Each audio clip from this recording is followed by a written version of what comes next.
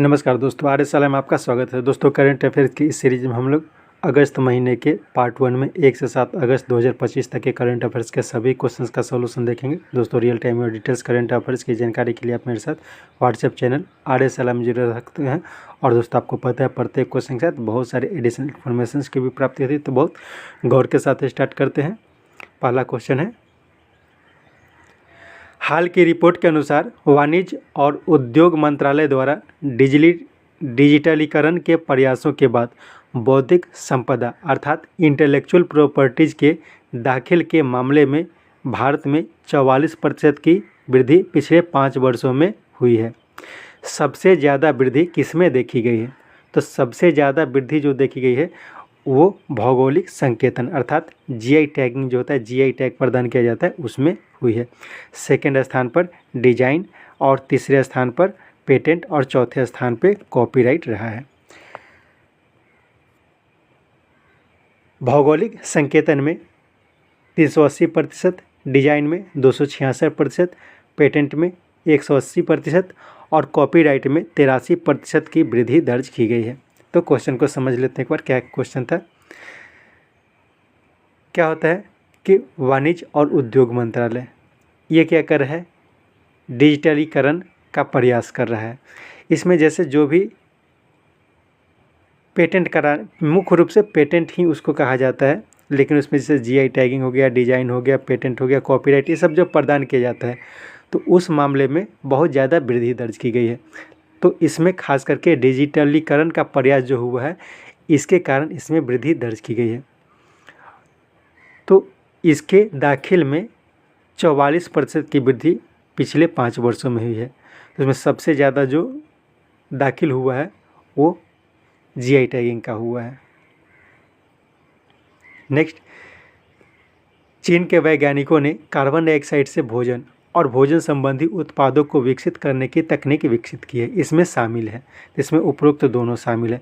क्या है कि चीन के वैज्ञानिकों ने कार्बन डाइऑक्साइड से भोजन बनाने की, भोजन और भोजन संबंधी उत्पादों को विकसित करने की तकनीक विकसित की है। तो इसमें क्या किया जाएगा कि कार्बन डाइऑक्साइड से प्रोटीन का निर्माण किया जाएगा और कार्बन डाइऑक्साइड से कृत्रिम मीठापन अर्थात आर्टिफिशियल स्वीटनर्स, इसे भी विकसित करेगा चाइना।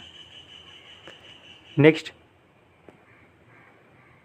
इटली में आयोजित इंटरनेशनल फेडरेशन डिश सोसाइटी मैजिक्स अर्थात FISM world championship of magic 2025 में बेस्ट मैजिक क्रिएटर का पुरस्कार पहली बार भारतीय मेंटलिस्ट को मिला है। उनका नाम क्या है?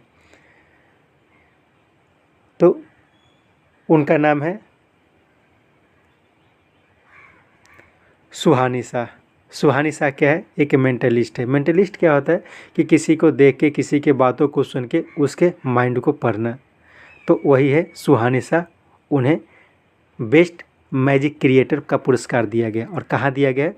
तो वर्ल्ड चैम्पियनशिप ऑफ मैजिक 2025 में। किसके द्वारा दिया गया है? तो इटली में FISM एक संस्था है, यानी कि फेडरेशन इंटरनेशनल डिश सोसाइटी मैजिक्स, इसी के द्वारा यह प्रदान किया गया। प्राजक्ता कोहली को टाइम 100 क्रिएटर्स में टाइम 100 क्रिएटर्स में शामिल होने वाली पहली महिला है प्राजक्ता कोहली। दीपिका पादुकोण जो है वो हॉलीवुड वॉक ऑफ फेम में स्टार पाने वाली पहली भारतीय महिला है। और नीतू चंद्रा और क्रांति प्रकाश झा, ये दोनों हैं वो बिहार के इलेक्शन कमीशन के स्वीप आइकन हैं।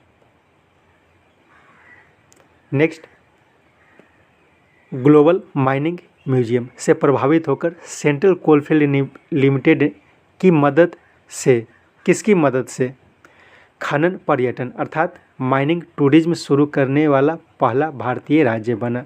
तो ये बना है झारखंड। झारखंड में क्या है? माइनिंग टूरिज्म शुरू किया गया। तो माइनिंग टूरिज्म में क्या होगा कि जो भी माइनिंग, जहाँ जहाँ माइनिंग के स्थल है, चाहे उससे संबंधित जो इंस्ट्रूमेंट है, तो उसे एक टूरिज्म के रूप में विकसित करने का फैसला किया है झारखंड सरकार। इसी तरह का एक संस्था है ग्लोबल माइनिंग म्यूजियम। तो उसी से प्रभावित होकर ये जो बनाया जा रहा है सेंट्रल कोलफील्ड लिमिटेड की मदद से बनाया जा रहा है झारखंड के द्वारा। नेक्स्ट, भुवनेश्वर में आयोजित पहली विश्व एथलेटिक्स कॉन्टिनेंटल टूर प्रतियोगिता में किसने स्वर्ण पदक जीता? तो इसमें उपरोक्त सभी ने स्वर्ण पदक जीता है। अनिमेष कुंजूर जो एक धावक है, अनु रानी लंबी कूद की खिलाड़ी है, मुरली श्री शंकर ये भी लंबी कूद के खिलाड़ी हैं। तो इन सभी ने स्वर्ण पदक जीता है। और ये भी याद रखना है कि पहली विश्व एथलेटिक्स कॉन्टिनेंटल टूर प्रतियोगिता ये पहली बार भारत में आयोजित की जा रही है और ये भुवनेश्वर में आयोजित की गई है। नेक्स्ट, उड़ीसा सरकार ने किस में बाघों को लाने की योजना बना रही है? ये जो बनाई जा रही है देवरीगढ़ वन जीव अभयारण्य।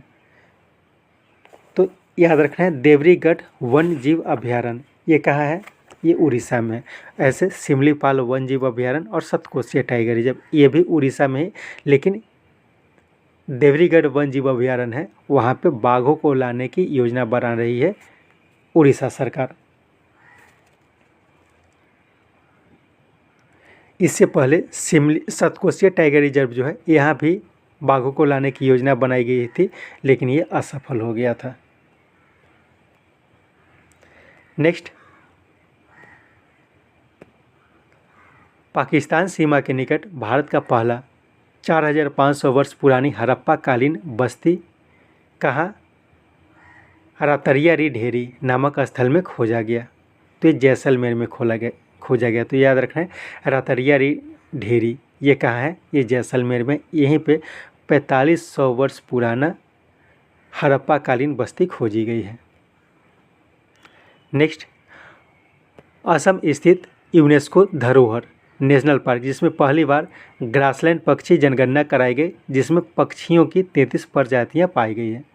तो ये कराया गया है काजीरंगा में। काजीरंगा नेशनल पार्क जो है वो असम में है और असम स्थित यह यूनेस्को धरोहर है। नेक्स्ट, एशिया रग्बी अंडर-20 चैंपियनशिप 2025 का आयोजन भारत में किया जाना है।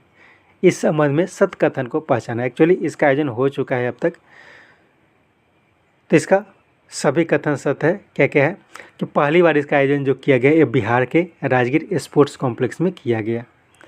9 से 10 अगस्त तक इसका आयोजन किया गया था और इसमें भारत सहित हांगकांग, चाइना, संयुक्त अरब अमीरात, उज्बेकिस्तान, कजाकिस्तान, श्रीलंका, मलेशिया और नेपाल की टीमों ने भाग लिया था। इसका मस्कट जो बनाया गया था उसका नाम था अशोका और वो एक खरगोश था। नेक्स्ट, चंद्रमा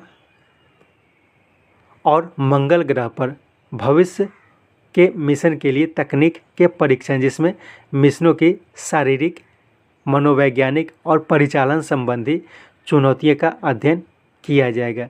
इसके लिए इसरो ने Himalaya outpost of planetary exploration अर्थात होप का उद्घाटन किया। यह कहाँ स्थित? त्सो कार घाटी में किया गया। तो लद्दाख में त्सो कार घाटी, यहीं पे होप मिशन का उद्घाटन जो किया गया है वो इसरो के द्वारा किया गया है। तो होप मिशन क्या है? तो होप है Himalayan outpost of planetary exploration.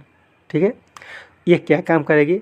तो जैसे चंद्रमा या फिर मंगल ग्रह पर जो भविष्य के मिशन होंगे तो उसमें तकनीकों का परीक्षण, इसके साथ इस मिशन में जो शारीरिक और मानसिक परिवर्तन होते हैं और परिचालन संबंधी जो चुनौतियां होती है तो उसी का अध्ययन करने के लिए होप मिशन का उद्घाटन किया गया है लद्दाख में इसरो के द्वारा।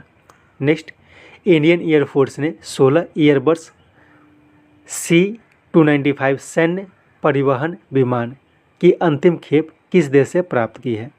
साथ ही इसका बचा हुआ अंतिम 40 विमान का निर्माण बड़ोदरा स्थित टाटा एडवांस्ड सिस्टम लिमिटेड तथा TASL में किया जाएगा। तो ये जो प्राप्त किया गया है स्पेन से प्राप्त किया गया है। तो ध्यान रखना है एयरबस C-295 ये 16 एयरबस C-295 जो है वो इंडियन एयरफोर्स ने प्राप्त किया है स्पेन से। अब इसमें 40 और निर्माण करना है। तो इसका निर्माण जो किया जाएगा वो टाटा एडवांस्ड सिस्टम लिमिटेड अर्थात TASL के द्वारा किया जाएगा बड़ोदरा में। इसके साथ याद रखना है रसिया से स्टील्थ फ्रिगेट की अंतिम खेप जिसका नाम है INS तमल उसने प्राप्त की है। अमेरिका से अपाचे हेलीकॉप्टर की पहली खेप भी हाल ही में भारत ने प्राप्त की है। नेक्स्ट, इंटरनेशनल स्पेस स्टेशन पर सफल मिशन को पूरा करने वाले भारतीय ग्रुप कैप्टन शुभांशु शुक्ला के नाम पर कहाँ स्थित एक सड़क का नाम रखा जाएगा? तो ये लखनऊ में रखा जाएगा। नेक्स्ट, लैंडलॉक्ड अर्थात स्थलबद्ध विकासशील देशों पर संयुक्त राष्ट्र का तीसरा सम्मेलन किस देश के अवाजा में आयोजित की जाएगी? तो ये तुर्कमेनिस्तान में की जाएगी। नेक्स्ट, प्रोजेक्ट 17A अर्थात नीलगिरी श्रेणी का तीसरा जहाज हाल में भारतीय नौसेना को garden rich ship builders and engineers Kolkata के द्वारा सौंपा गया। उसका नाम क्या है? तो उसका नाम है INS हिमगिरी। पहला, जैसे अभी 17A के तहत नीलगिरी श्रेणी का बहुत सारा जहाज विकसित किया जाना है, तो ये तीसरा जहाज है। INS हिमगिरी जो है तीसरा है। पहला जो था INS नीलगिरी, दूसरा था INS उदयगिरी। नेक्स्ट, ट्रक ड्राइवरों की जीवन को सुधारने के उद्देश्य से देश भर में विभिन्न राजमार्गों पर पेट्रोल पंप के आसपास 4611 बिस्तरों के साथ 368 अपना घर इकाइयाँ किस मंत्रालय की एक पहल है? तो अपना घर एक पहल है, यह है पेट्रोलियम एवं प्राकृतिक गैस मंत्रालय का। तो याद रखना है, अपना घर पहल ये पेट्रोलियम एवं प्राकृतिक गैस मंत्रालय की एक पहल है। तो इसका उद्देश्य क्या है? तो जैसे राष्ट्रीय राजमार्ग होते हैं, यहाँ पे राज्य राजमार्ग हैं, तो वहाँ पे जो पेट्रोल पंप है तो उसके आसपास में उनके लिए रहने की व्यवस्था की जाएगी। तो उसके लिए 4611 बिस्तर का व्यवस्था किया गया है और ऐसा 368 अपना घर इकाइयाँ बनाई गई है। नेक्स्ट, हाल में आयोजित 71वें राष्ट्रीय फिल्म पुरस्कारों में शाहरुख खान, विक्रांत मैसी और रानी मुखर्जी को सर्वश्रेष्ठ अभिनेता और अभिनेत्री तथा सुदीप्तो सेन को सर्वश्रेष्ठ निर्देशक का पुरस्कार दिया गया। किन्हें किसे सर्वश्रेष्ठ हिंदी फीचर फिल्म का पुरस्कार दिया गया? तो इसमें सर्वश्रेष्ठ हिंदी फीचर फिल्म का पुरस्कार पाया है 12वीं फेल।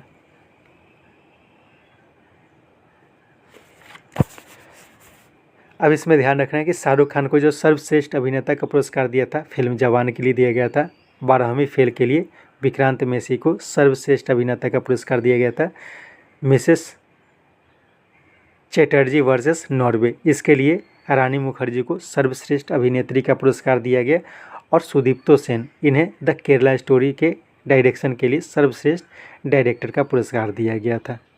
नेक्स्ट, किस राज्य के जीवन दान कार्यक्रम के अंतर्गत सबसे ज़्यादा अंगदान दर के लिए 6 जून राष्ट्रीय अंगदान दिवस के अवसर पर national organ and tissue transplantation organisation अर्थात नोटो नई दिल्ली द्वारा सबसे ज़्यादा अंगदान के लिए मान्यता दी गई? तो ये तेलंगाना को दी गई है। तेलंगाना में एक संस्था है, कौन सी संस्था है? संस्था का नाम लिखना भूल गए। तो तेलंगाना में क्या होता है कि हाँ, जीवन दान कार्यक्रम है, ठीक है, तेलंगाना का जीवन दान कार्यक्रम है।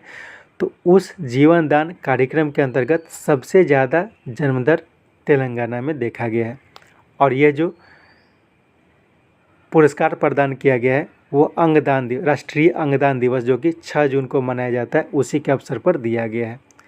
और ये किसके द्वारा दिया गया है? तो national organ and tissue transplantation organisation अर्थात नोटो जो कि नई दिल्ली में है उसके द्वारा ये प्रदान किया गया है। नेक्स्ट, यूनाइटेड किंगडम में आयोजित world championship of legend cricket 2025 का फाइनल किसने जीता? तो ये दक्षिण अफ्रीका ने जीता है पाकिस्तान को हराकर। और पिछली बार यानी कि पहला जो world champion of legends cricket का आयोजन किया गया था वो उसमें भारत जीत दर्ज की थी।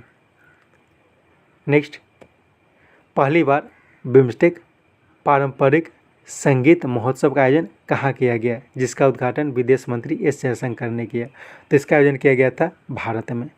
इसमें जैसे बिम्स्टेक के सदस्य देश कौन है? अपना देश भारत, उसके अलावा बांग्लादेश, श्रीलंका, नेपाल, भूटान, थाईलैंड और म्यांमार, ये सभी जो देश हैं टोटल 7 देश हैं जो बिम्स्टेक के सदस्य देश हैं। इसमें यह याद रखना है कि वर्तमान में बिम्स्टेक का जो सेक्रेटरी जनरल का पद है वो भारत के पास है। बिम्स्टेक का हेड क्वार्टर जो है वो बांग्लादेश में है। ठीक है, बांग्लादेश के ढाका में है बिम्स्टेक का हेड क्वार्टर। और वर्तमान में बिम्स्टेक का जो अध्यक्षता है वो थाईलैंड के पास है। तो ये सभी याद रखना है। नेक्स्ट, 1987 में हस्ताक्षरित intermediate range nuclear force INF treaty से किस देश ने बाहर निकलने की घोषणा की है? तो ये रूस ने इससे निकलने की घोषणा की है। INF ट्रीटी यानी कि इंटरमीडिएट रेंज न्यूक्लियर फोर्स, एक ट्रीटी हुई थी 1887 में।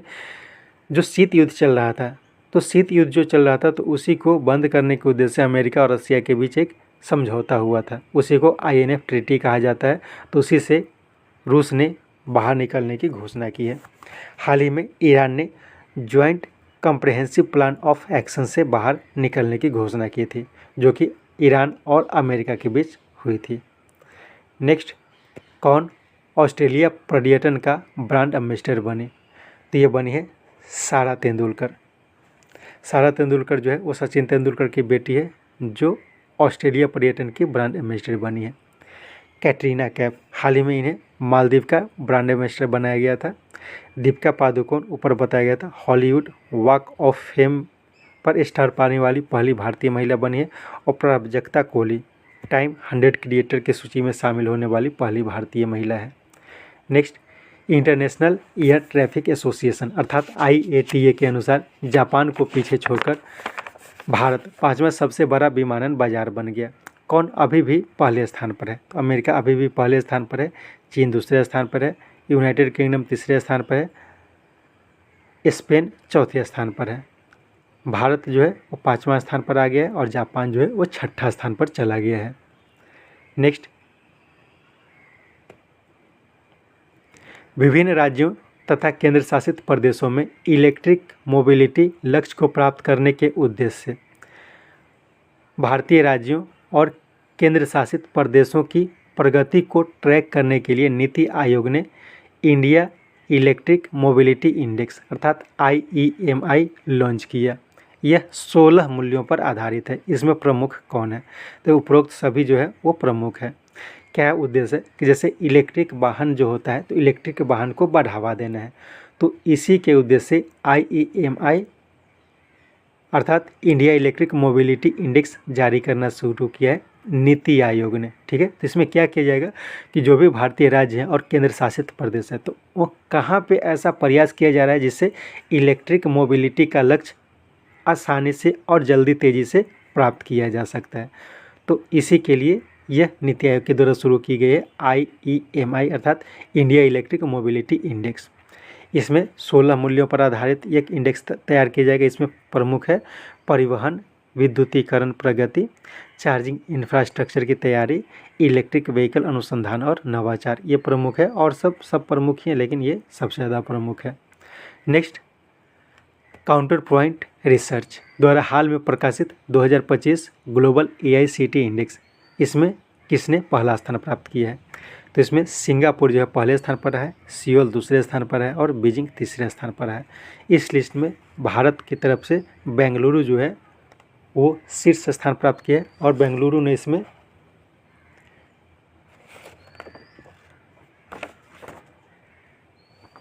28वां या 26वां है, एक बार चेक, 28वां शायद है, 28वां स्थान प्राप्त किया है। नेक्स्ट, टाटा मोटर्स ने किस देश की वाणिज्यिक वाहन कंपनी इवेको ग्रुप को 34,600 करोड़ रुपए में खरीदने की घोषणा की है? तो इवोको ग्रुप ये जो है इटली की है, तो इसी को टाटा ने खरीदने की घोषणा की है। जो वाणिज्यिक वाहन जैसे कि क्रेन हो गया ये सब बनाती है ये कंपनी। नेक्स्ट, एक महीने में कितने पंजीकरण के साथ परीक्षा पे चर्चा ने नागरिक जुड़ाव मंच का एक नया विश्व रिकॉर्ड बनाया है? तो 3.53 करोड़ एक महीना में पंजीकरण हुआ है। और कहीं कोई भी संस्था जहाँ पे नागरिक जुड़ाव होता है, यानी कि नागरिक जो है वो आते हैं, तो उस तरह का जो जुड़ाव है वो सबसे ज़्यादा जुड़ाव होने का एक विश्व रिकॉर्ड बनाया है। नेक्स्ट, हाल में प्रधानमंत्री मोदी ने कर्तव्य पथ पर किसका उद्घाटन किया है? तो इसमें कर्तव्य भवन 3 का उद्घाटन हाल ही में प्रधानमंत्री मोदी के द्वारा कर्तव्य पथ पर किया गया। वैसे यशोभूमि रक्षा कार्यालय परिसर, भारत मंडपम, ये सब दिल्ली में जो थे, इसका उद्घाटन प्रधानमंत्री के द्वारा किया गया था। नेक्स्ट, हर्बल दवाओं के विनिमयन को मजबूत करने और अंतर्राष्ट्रीय सहयोग को बढ़ावा देने के उद्देश्य से 6 से 8 अगस्त के बीच world health organization international regulatory cooperation of herbal medicine अर्थात IRCH वर्कशॉप की मेजबानी भारत ने किस मंत्रालय के द्वारा की है? तो ये भारत के आयुष मंत्रालय के द्वारा की गई है IRCH वर्कशॉप। ये क्या है? WHO international regulatory cooperation for herbal medicine, इसका आयोजन जो किया गया है ये आयुष मंत्रालय के द्वारा किया गया है। नेक्स्ट, पूरी तरह से सौर ऊर्जा से संचालित भारत का पहला विधानसभा कौन बना? तो ये बना है दिल्ली विधानसभा। नेक्स्ट, मिशन कर्मयोगी पहल के अंतर्गत नौकरशाही अर्थात ब्यूरोक्रेसी की प्रभावशीलता को बढ़ाने के उद्देश्य से बनाई गई क्षमता निर्माण आयोग अर्थात कैपेसिटी बिल्डिंग कमीशन का अध्यक्ष किन्हें बनाया गया है? तो ये बनाया गया है एस राधा चौहान को। कैपेसिटी बिल्डिंग कमीशन, इसका अध्यक्ष बनाया गया है एस राधा चौहान को। आदिल जुनेल भाई इसके पूर्व अध्यक्ष थे। संजय कौल, हाल ही में संजय कौल को गिफ्ट सिटी का MD CEO नियुक्त किया गया था और सोनाली मिश्रा को हाल ही में RPF के डायरेक्टर जनरल के पद पर आसीन होने वाली पहली महिला बनी है। नेक्स्ट, किस देश की एंट फाइनेंशियल कंपनी ने अपनी 5.84% की हिस्सेदारी लगभग 3,803 करोड़ रुपए में पेटीएम के मूल कंपनी अर्थात पेरेंट कंपनी 197 को बेच दी, जिसके बाद पेटीएम 100% भारतीय कंपनी बन गई है। तो चीन की एक कंपनी थी एंट फाइनेंशियल कंपनी, तो इसमें 197 में इसके 5.84% की हिस्सेदारी थी। इसे अब वो 197 को बेच दी। इसके कारण जो पेटीएम है वो 100% भारतीय कंपनी बन गई है।